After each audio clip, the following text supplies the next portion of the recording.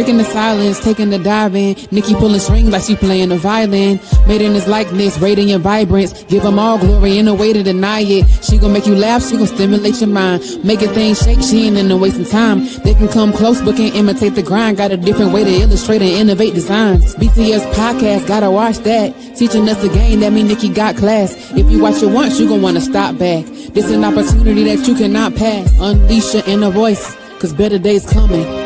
Better days, get ready for better days. Better days, better days. Better days, get ready for better days. Better days, better days. Welcome back to another powerful episode of Breaking the Silence. I'm your host, Arthur Nikki Nicole, and today I have a special episode for you. All the way from Detroit, Michigan, I have Thomas Croft, better known as the Realist. He is also the host of Real Talk Podcast. He's a father, he's a veteran, he wears many, many hats. So, after the countdown, please welcome him to the Breaking the Silence platform.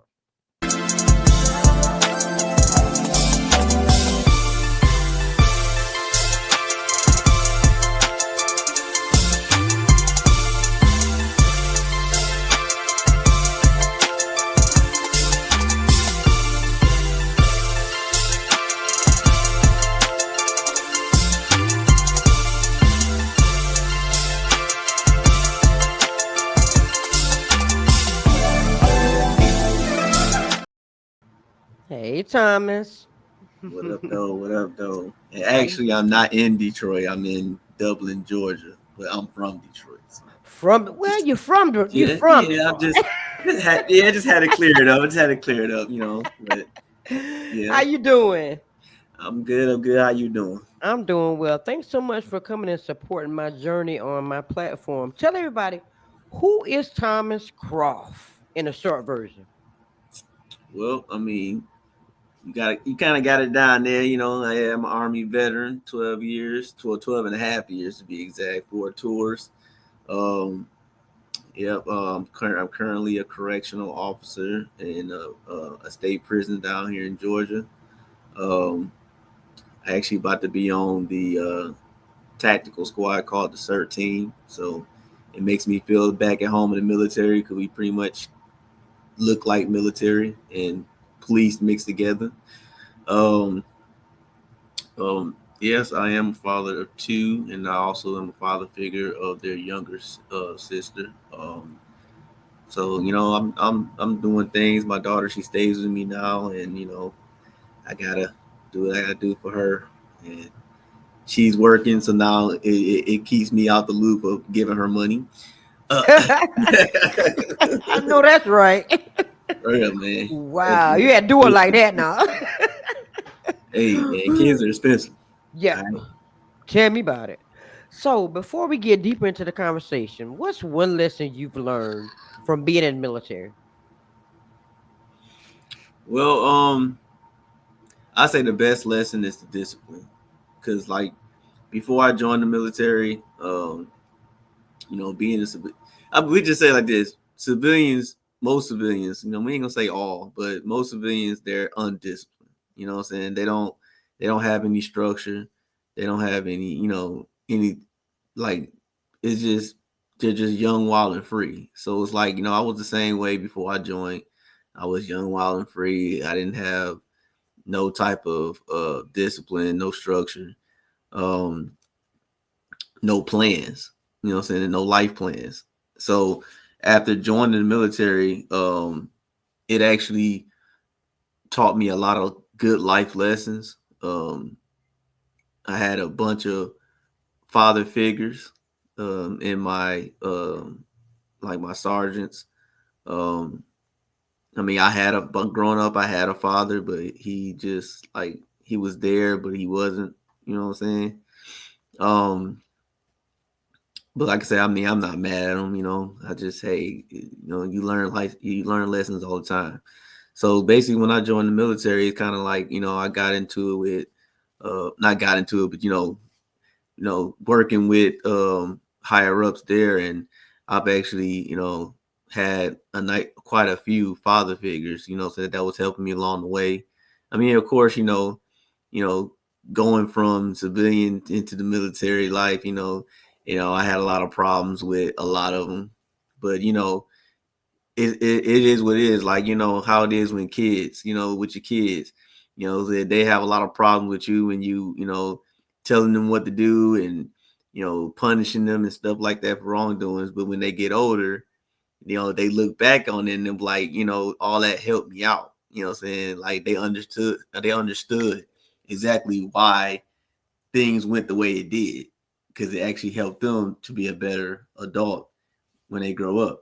So yeah, I had problems with a lot of my higher ups, but you know, looking back on it, I'm glad they did what they did because it helped shape me into the man that I am now and gave me that discipline, gave me that structure, saying that I was lacking, you know. So that's the reason why I try to encourage a lot of guys to go to the military. You don't have to be the army. You know what I'm saying? There's five, different there's five different ones. You know what I'm saying? You got the Air Force, you got the Marines, you got the Coast Guard, you got the freaking Navy, um, and now you have Space Force, which is kind of funny, but Right. yeah, but like I said, like the military is actually really good. I mean, of course, you ain't got to be like, a lot of us, veterans that, be in there for a long period of time. You know what I'm saying? Do about 3 or 4 years. And, say in those 3 or 4 years, it will change. It will change you. Like it really will change you. And you will learn a lot of life lessons and build a lot of camaraderie. Like the main thing that I miss about being in the military is the friends that I made. Like I will never forget those guys, never. And females too. um I would never forget them. Like they made my experience in the military like so great. um like with all the experiences I've had, of course I've had a couple pass away that was kind of close to me, like we hung out so many dang on time, talk junk to each other, everything. And then to hear them pass away, just kind of like, God damn, you know what I'm saying? Like I just talked to this mother, like, it's just, but like I said, it's very the experience of you know making friends within the military. Because think about it, you're around people from everywhere, from all over the world, not just in America. So you know you get to experience different cultures within the military setting. You know what I'm saying? Without actually going to there, experience it. And then of course the traveling. I miss the traveling.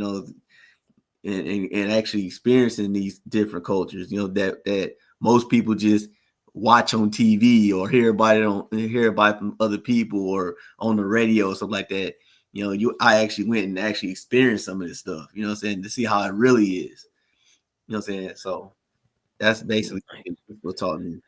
I was going to ask you that question, but you answered that question about you were still encouraged. But so after 12 now, a lot of things have changed in that 12 years or since you've been out. So would you Hmm. still encourage somebody to still go? Yes. Um, Hmm. I can honestly say one of the reasons for me getting out um was I didn't really like the um direction that the army was going, and I still don't. But although the direction of the army is going, in a bad way, um the values are still there. The values and the discipline is still there. I mean, yeah, of course you get a lot of soldiers and a lot of military personnel that's still stuck on their civilian ways, and they doing a lot of stupid stuff. But for the most part, um, the discipline and the values are still there. Even though the direction is going south, they still the values are still there. So, they're real hardcore with the Army core values. Um and the rules and regulations and stuff like that. So I mean the discipline and stuff is still there. So I would still encourage people to go, just to gain the experience, you know, like the trainings and the deployments, deployments they can keep that. but but like the trainings, that's not really that bad. It just gets bad when you're doing it too damn much. Excuse my language, but yeah, it gets pretty frustrating when you always in the field all the time. But like I said, like yeah, it just even the direction went south, the values are still there and the discipline is still there. So that's the reason why I was still encouraged. Okay. So now I got to talk about the podcast. What made you want to start Real Talk Podcast? What inspired you, and what message do you hope to share with your listeners? All right, so the reason for it was um basically an inspiration of just doing a podcast on my own to see how it would go.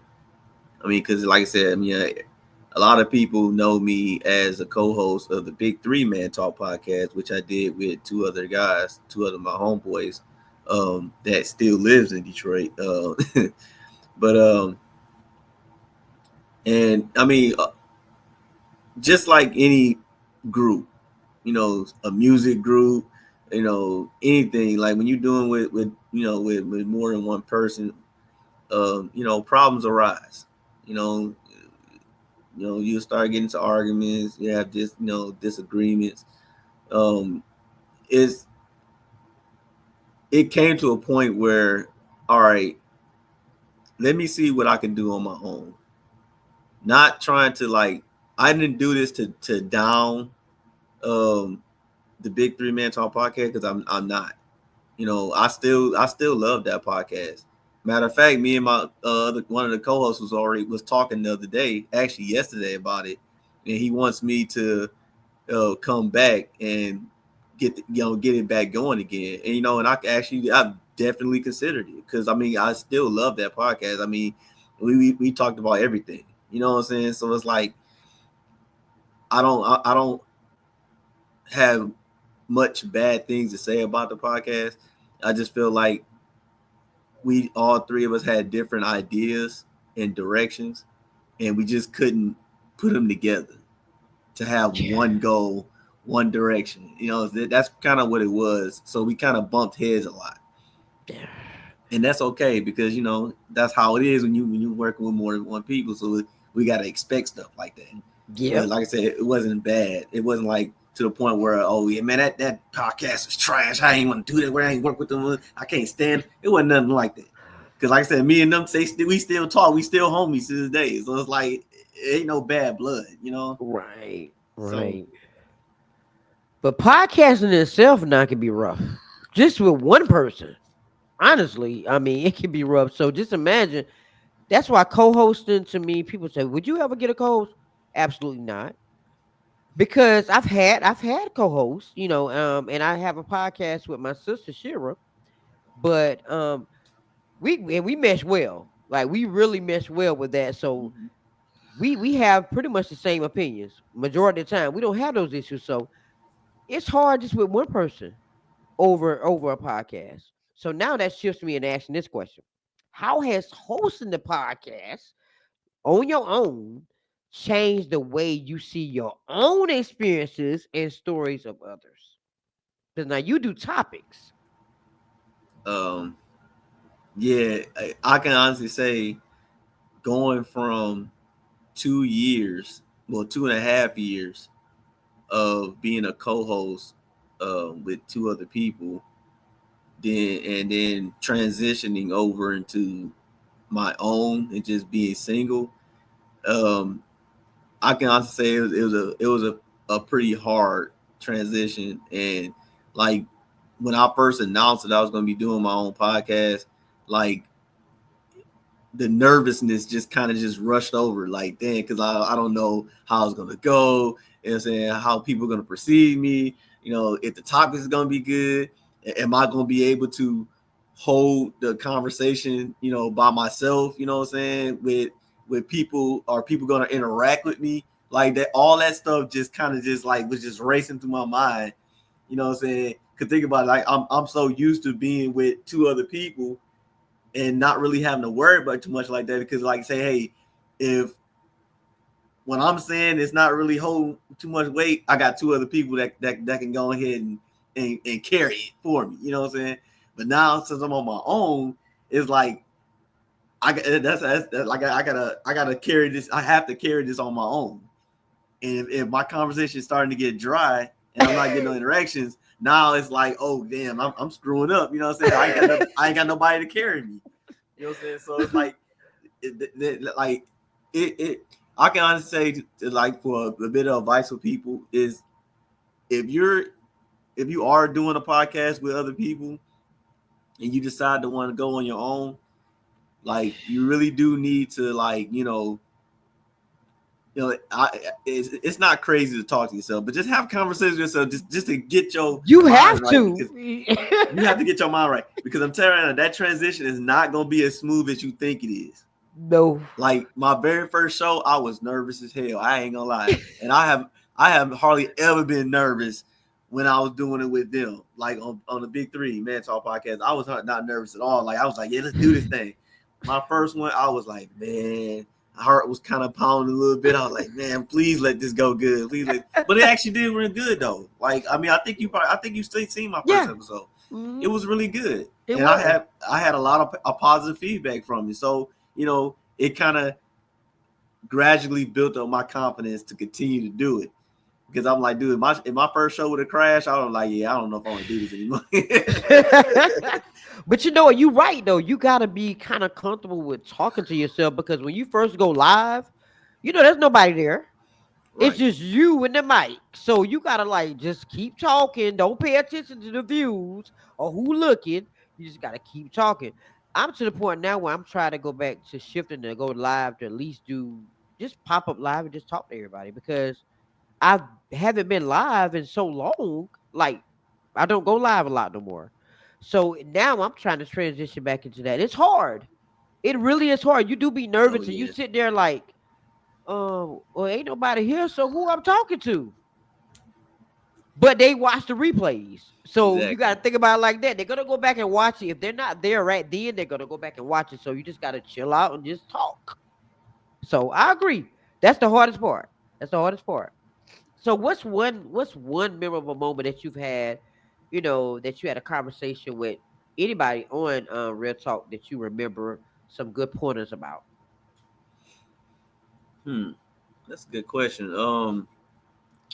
I mean, I think I've only had like 3 or 4 shows so far. Oh, you know what? I can honestly say, I think it was the last show that I did, um, about fathers and how important fathers are in a child's life, because I mean, we get treated like we're secondhand parents. You know what I'm saying? And it's wrong. It's wrong as hell. You know what I'm saying? Like, it's wrong, because it's like, dude, like, real men that actually are fathers. We ain't talk about the deadbeats. We talk about the ones that actually stepping up and doing what they got to do. Like, it's a lot of hard work, and we put a lot of hard work and dedication into this. You know what I'm saying?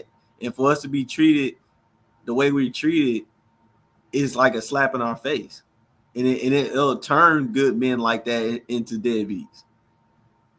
Like, seriously, it will. So yeah, I think that's like I think that was probably like the my most important show that I adore the most, because, like, I had another female on with me, and and she was pretty much talking from a woman's point of view, because she is a mother.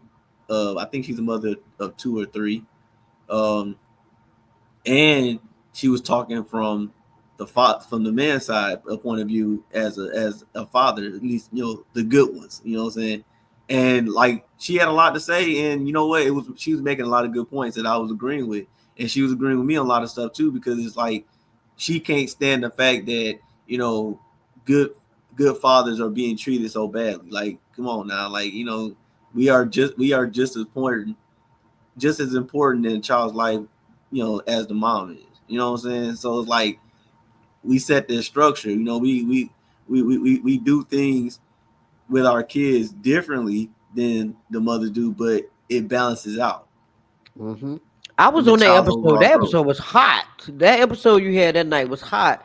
You had people comment from everywhere, the good, the positive, and the negative points of Yeah. it.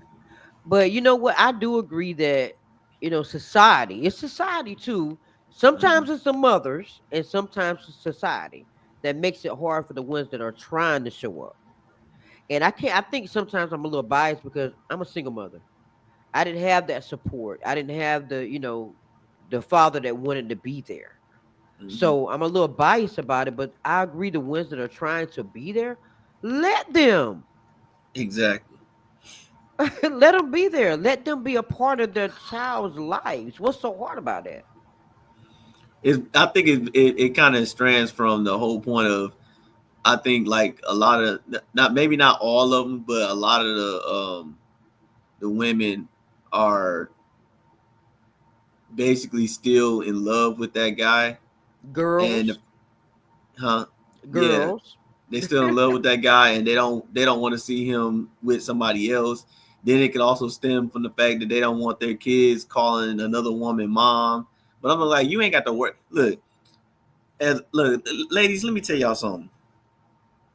If you are a good mama and you know you a damn good mama, you ain't got to ever worry about your child calling another woman mom, because that child knows who their mama is.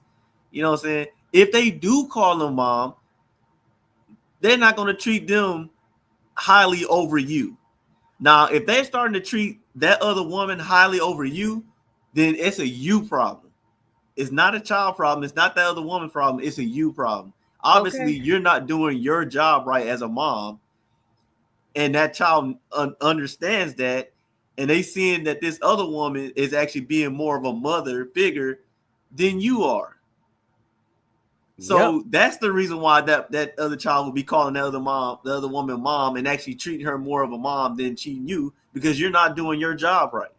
You better say it for the ones in the back. But nobody can take her place as mother. Nobody. If you're doing what you're Exactly. supposed to do, then nobody, Exactly. you shouldn't be intimidated by no other woman coming in and stepping in your shoes because she can't. She can never. Definitely That's can't. crazy. Same thing go with the fathers. I mean, because the men, it'd be some men the same way. They don't want no their child calling no other dude daddy. I'm like, look, if you doing your job as the dad, you ain't got to worry about that. You know what I'm saying? They know who their dad is. You know what I'm saying? Plain and simple. You know what I'm saying? They're not gonna treat that the other man over highly over you, because they know who their daddy is. You know what I'm saying? He's just another father figure. You know what I'm saying? That's helping them, just like how you're doing the same thing. So they got, it's like they got two dads. But of course they're gonna treat you a little higher than they treat him, because you are their real dad. You know what I'm saying? Compared to him, but they still gonna love both of y'all equally, because y'all both are doing what y'all need to do as men to help that child grow. You know what I'm Period. saying? That's it. So, what message would you hope, with you having the topics on your podcast and having guests? What message do you hope that your audience would gather from these episodes? And what's like your main core mission of Real Talk Podcast? Um, well, my goal pretty much is to get people to truly really think about stuff, and, like, get to the hardcore facts, and dig deep into a lot of subjects. Because, if you, while watching a lot of other podcasts, you'll see them, like, they have their little topics and stuff, and they'll be talking about it, but it's like a lot of times they don't really dig real deep into it. Like, they just scratch the surface, and they just had a conversation just on the surface of the conversation, but they don't really, like, really try to really dig deep, and, like, give out some stuff that'll make a person really think, like, damn, you know what, you know, I never thought about it that way. That could be true. You know what I'm saying? Like, not saying that it is true, but they might be on to something. You know what I'm saying? I never thought about it like that. So that's basically what how I do it. Like, my whole goal is to pretty much get people to really think about stuff, to dig deep into it. You know what I'm saying? Like, hey, I might be on to something. You know what I'm saying? Maybe give them something that they never thought about before. So that's basically Right. what I'm aiming to. Yeah. So change their perspective on them. But you know what? You Mm-hmm. can't change people's perspective because sometimes people are like gun ho. I'm this way, and that's just the way I am. And Exactly. then they hear your podcast and be like, "Wait a minute, I never thought about that." You're right. Like, okay. Mm-hmm. Then now they're researching something, and not even now they're gonna come be a guest on your platform and tell you how they feel about it. That's what's gonna Right. help. Right. I actually know. To be honest, I've actually had a couple people message me out the blue that wasn't my friends that actually wanted to be a guest on the show. Um, of course, I reached out to them, but it's like the conversation kind of went dead because they just stopped responding. But um, I can honestly say that it was we when I was with the Big Three Man Talk podcast, we actually had um, a real breakthrough with somebody because we had a guest on our show. I can't remember his name off the top of my head right now, but he gave us like the best feedback that we've ever had. Because after that show, because he came on our show twice, and then his wife came on our show also. And the thing about it is, um, he gave like his feedback basically was like this: after doing our show for that first show, his um movie directing career took the fuck off. Like they both, him and his wife both are directing movies on Tubi. Right along with, we encouraged him to, because he was thinking about writing a book. That was called I think it was called the Black Book something. I can't remember. It was something like that. And we was encouraging him to write it, and I think he actually did write it. But he said like after we doing that show, it's like they're like that whole movie director thing. Like they got so many people to come and cast for it. Like he directed a couple movies. They both directed a couple movies after that. So it's like they got that exposure on our show, which helped set them up for success. Wow, that's amazing. Mm-hmm. And see, y'all need to get back together. Y'all making changes like that. Yeah, that's why I consider it. I mean, I did consider going back. I mean, like I said, I have no bad blood with any of them. Like, I had a lot of fun doing that show. It's just, there was times that, it was frustrating, but it wasn't really it wasn't really bad at all. You know what I'm saying? It's three different personalities, you know, trying to mesh together to, create one show basically, Um I just feel like we definitely need to pick what direction and goal we want, and we all three need to come together and mesh our ideas together to achieve that goal. Yep, that's it. That's it. So this is my least favorite part of the show. The last question. If you could send a message to your younger self at 18, what would you say? Knowing what you know now.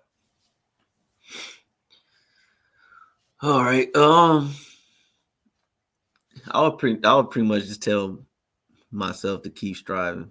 Um, like life is hard, and we get it. Life is hard, but you just got to keep striving. Um, don't give up. Cause I ain't gonna lie, when I was during that time, I gave up on a lot of stuff, and I was just telling them, like, just don't give up, keep striving.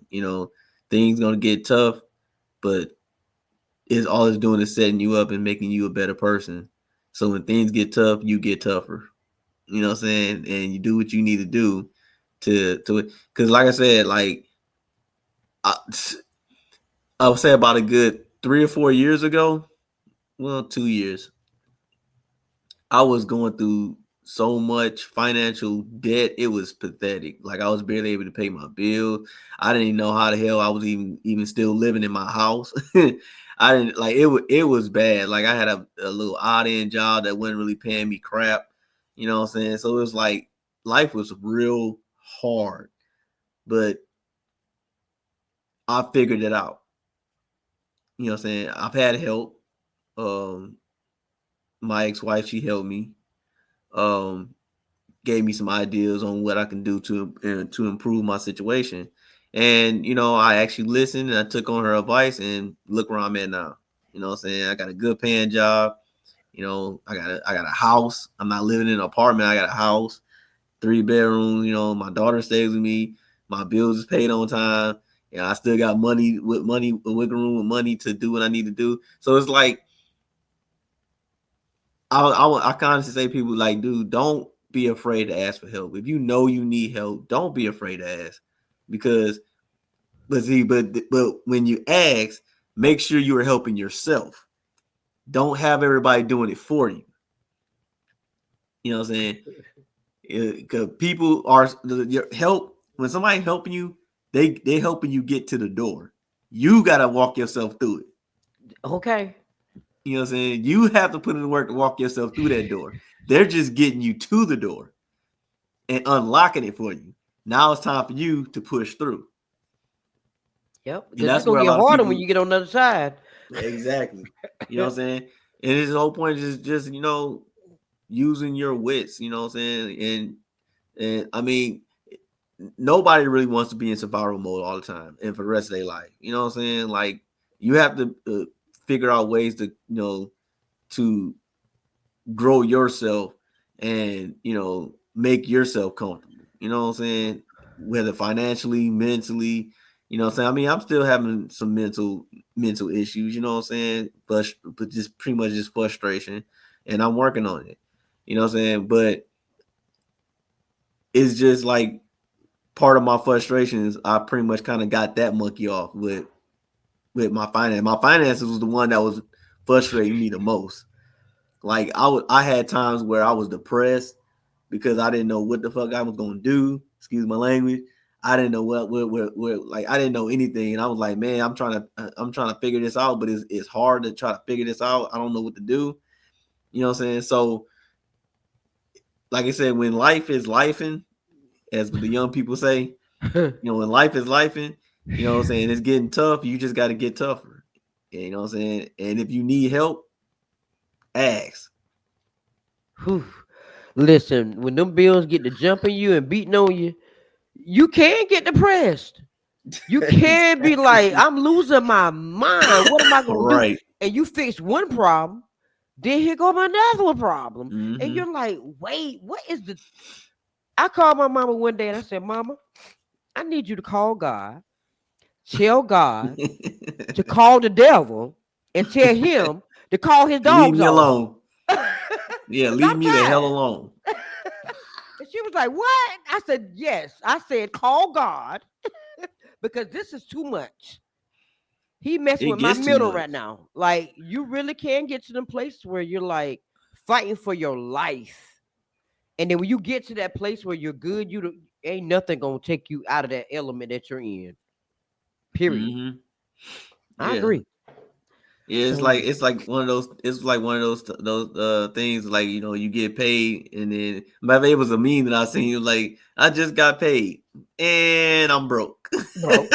Same day, same hour, same minute. Right. What we doing? And what? It Why am gets to I that working? point, like, you just like, God damn, where's my money going? Ain't getting a need. Jesus. For real. That's life though. That's life. So Mm-hmm. now we're down to the last moment. This is your spotlight. This is what I call the 30 seconds of fame. You can tell everybody where to follow your journey, what's coming up next for you for the end of 2025. I'm gonna do the countdown, and after that, you're gonna be up here by yourself. Don't freak out. I'm still here, but you're up there by yourself. This is Yeah. completely your spotlight. Okay. Mm-hmm. All right. Here we go. Hey, if you're still watching this episode, first of all, thank you. That means something I said or my guest said is connecting with you. So while you're here, go ahead, hit that subscribe button and tap the bell so you never miss another episode. Because there are going to be more real, honest, and healing conversations coming. And I love for you to be a part of it. So if you ever felt like you were alone and nobody gets you, trust me, you're not alone. This space is for you. All right, let's get back into it.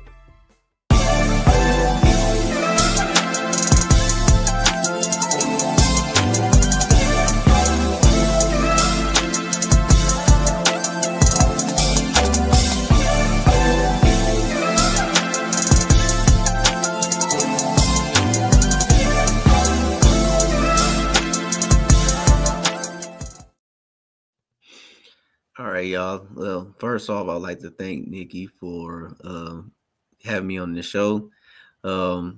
It's an honor to come here and share my experience. I would like to have, if you want to follow me, you can follow me on Facebook at Thomas threalist Croft. Instagram is at West Warren 83, WESTWARREN 83. Same thing with Snap, YouTube too.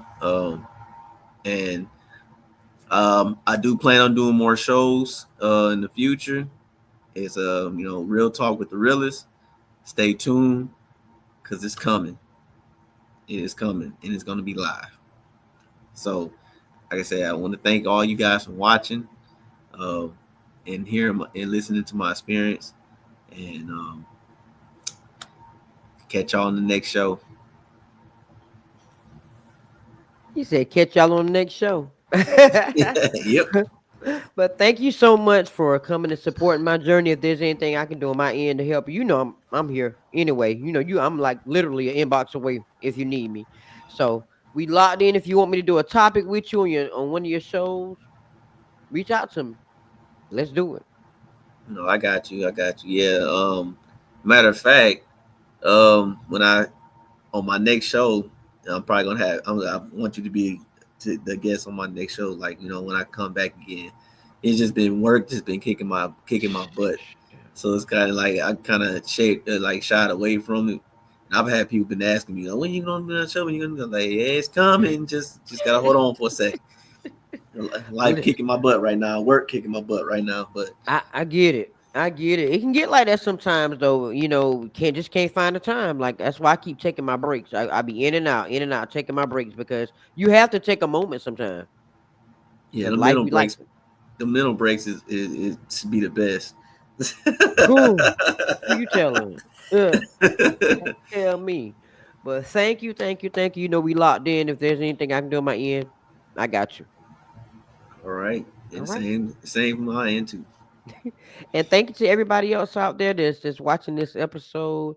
Listen, make sure y'all follow his journey. He said he's coming back. Just hold on. He coming back. So just hang in. I'll be sharing things about his platform when he goes live, whatever he has going on, because that's just what I do. If I see something, I'm gonna immediately share it. So y'all make sure y'all follow his journey, lock in, and take some of that advice he gave. The advice on giving fathers a chance, going to the military. He dropped a lot of gems, y'all. So remember to use your 24 hours on purpose, not by default. And remember to stay focused, stay inspired, and let's continue to break the silence together. Later.